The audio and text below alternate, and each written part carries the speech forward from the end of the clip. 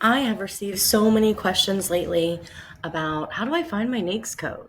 How do I know what the government uses to buy my products and services? Because it's not always the NAICS code that you expect to see when there's a contract award. So I wanted to go through a quick, easy way when you're registering in SAM how to identify not only your NAICS codes, but also your product service codes, right? So I'm at usaspending.gov, and this is the home screen. There's a lot of great resources in here if you're not familiar with this site. There are training videos, there's the federal spending guide, and even an API. So we're going to go to search award data. And no matter what I do, I'm going to select the last 3 federal fiscal years. And I'm going to select only contracts and IDVs. I'm not interested in grant information, and it might slow down my search. Then I'm going to go up to the top, and I'm going to type in what it is that I do. And let's say that I develop training. So I'm going to keep it broad, and I'm going to put in one single word, which is training, because I want to know all the various trainings that the government buys, including the IT training, the professional development training, the procurement training, if there is any. And I can see there's already 61,000. So what I'm going to do is I'm going to take out federal fiscal 21 just to narrow that down a little bit. And it did cut about 20,000 contracts out. So there's about 20,000 contracts each year that are awarded in the training category. So let's dig in and see what type of training the government's buying. So I'm going to go over here to categories on this tab, and you'll see this drop-down box will allow me to shift through either awarding agency, recipient, assistance listing, or industry code. For this use case, I'm going to go straight to industry code because that's where the NAICS and PSC codes are. Now, not all of these contracts are relevant because I used a keyword. So what I'm going to need to do is I'm going to need to filter down based on the training that I provide. So because I don't provide training aids, I'm going to focus on this U category, which is education and training. So to narrow this list down, I'm going to go down to the bottom left side under product service code, and I'm going to type U for training. And I'm going to select all these guys. And then I'm going to resubmit my search. Now, I know I'm in the training category, so now I've isolated all of the training that takes place. And here's a few examples of what kind of training.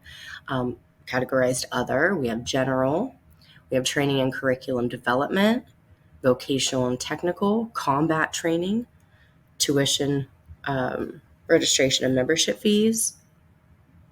And I would go through this list here, and all of these that apply to me, I'm going to write down because those are going to go in my SAM registration. So I'm going to include, let's say I do professional management training. I'm a PMP instructor, project management. So obviously I'm going to rule out combat, right?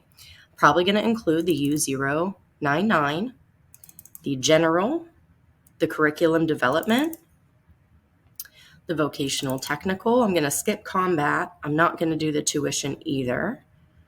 And if you happen to do IT training, there's an actual PSC code for that.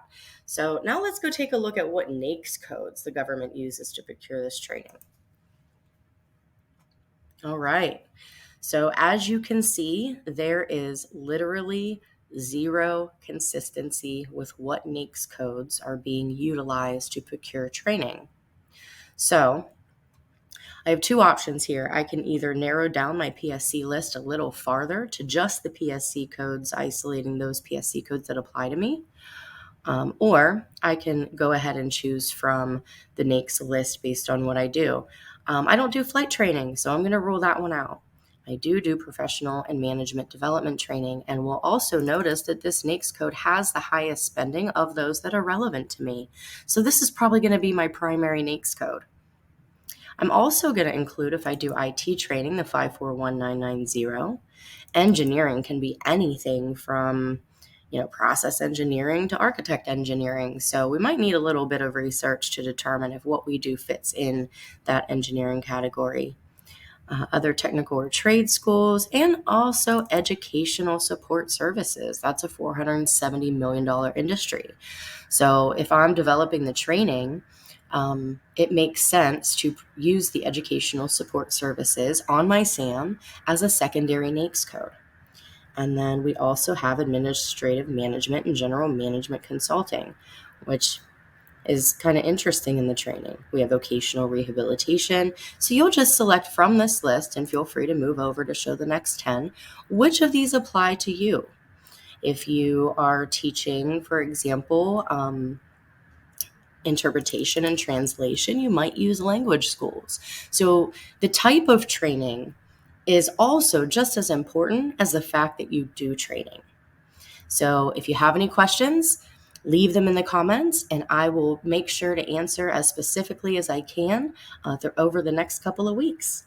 Thank you everyone for listening and watching, and I hope this was helpful in allowing you to identify not only what your codes are, but also the buyers of your services are right here in this tab. So have a great day and make it productive.